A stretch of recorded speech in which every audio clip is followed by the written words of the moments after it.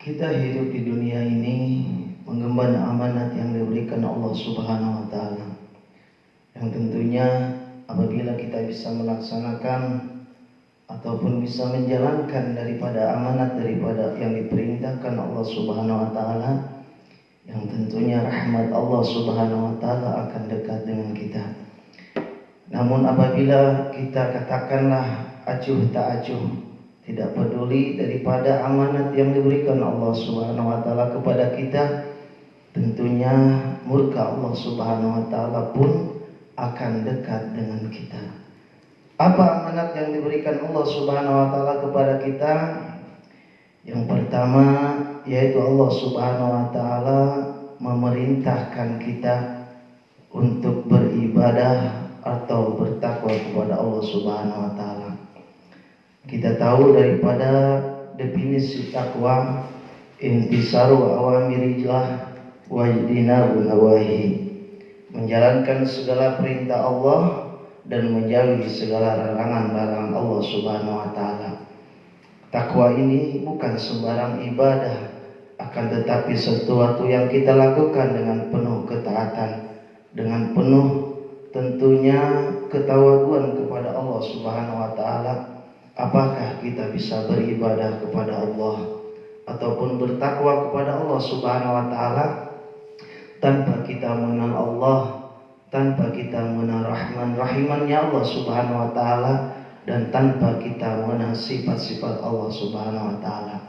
Jika kita mengenal Allah, maka akan timbul di hati kita ini sifat takut, sifat hormat, sehingga kita menjalankan segala perintah Allah dan menjauhi segala larangan-larangan Allah Subhanahu wa taala.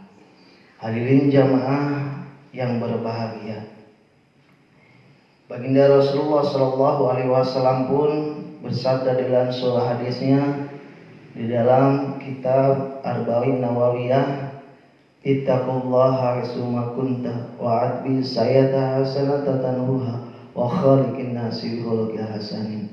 Bertakwalah kepada Allah Subhanahu wa taala dimanapun kalian berada, dan ikutilah perbuatan baik, perbuatan jelek dengan perbuatan baik, niscaya perbuatan baik itu akan menghapusnya.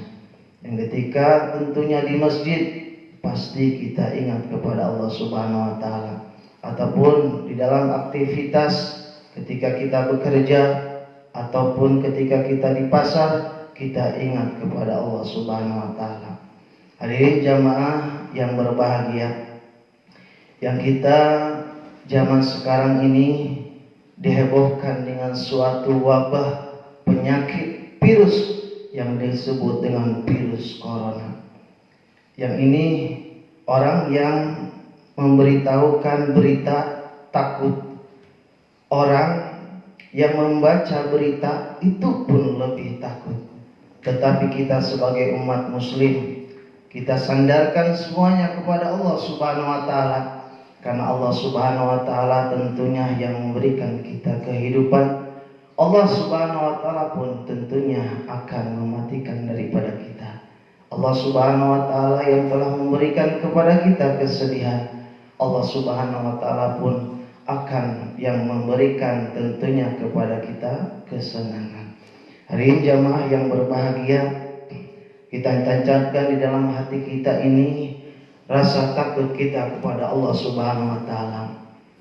Jika seorang takut kepada Allah, yang tentunya jika seorang anak takut kepada Allah, maka ia tidak akan durhaka terhadap kedua orang tuanya.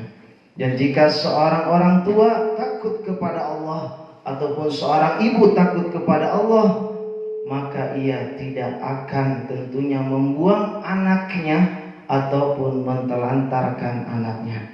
Dan jika seorang pedagang takut kepada Allah, maka ia tidak akan curang di dalam dagangannya ataupun mengurangi daripada timbangannya, karena ia tahu daripada sabda baginda Rasulullah sallallahu alaihi wasallam, man ghasyana falaysa minna, siapa orang yang curang maka ia bukan termasuk dari golonganku, kata baginda Rasul.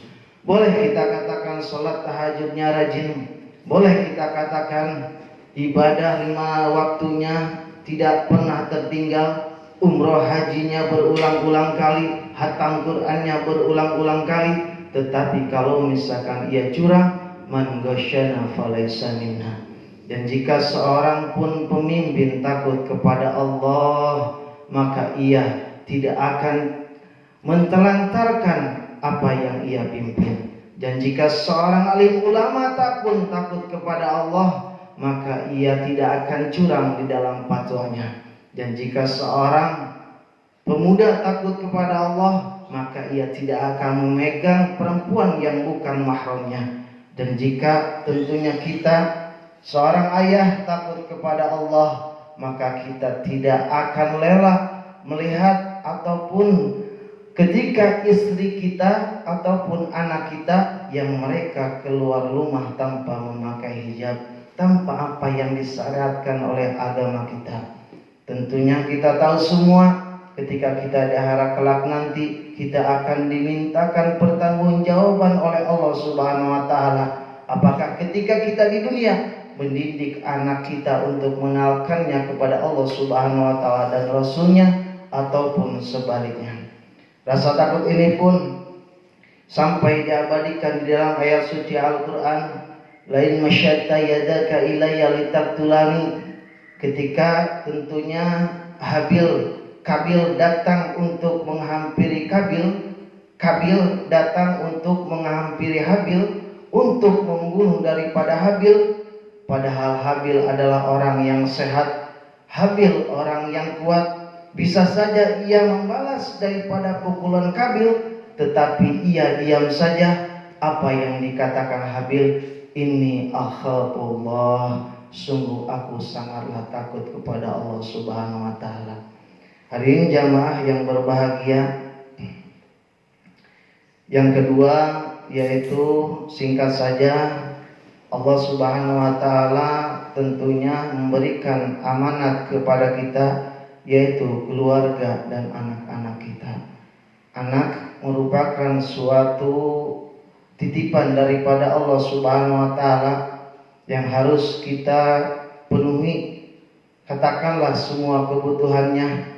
Dan istri kita pun merupakan suatu titipan daripada Allah Subhanahu wa taala. Tentunya sering kita dengar daripada sabda baginda Rasulullah sallallahu alaihi wasallam yang artinya wallahu alam ya alam bi haqiqatul murad, jika anak Adam telah meninggal dunia, maka akan terputus segala amalnya kecuali 3 perkara. Yang pertama yaitu sedekah jariyah. As-sadaqatu tatba'ul bala, kata baginda Rasul. Sedekah itu mencegah daripada turunnya musibah. Yang kedua yaitu al-ilmu nafi, ilmu yang bermanfaat. Bagaimana dikatakan ilmu yang bermanfaat ini? Yang tentunya apabila kita mendengar suatu ilmu ataupun mendengar suatu tausiah, kita tancapkan di dalam hati kita untuk mengubah kita, tentunya untuk kita bisa lebih mendekatkan diri kita kepada Allah Subhanahu wa taala dan Rasulnya.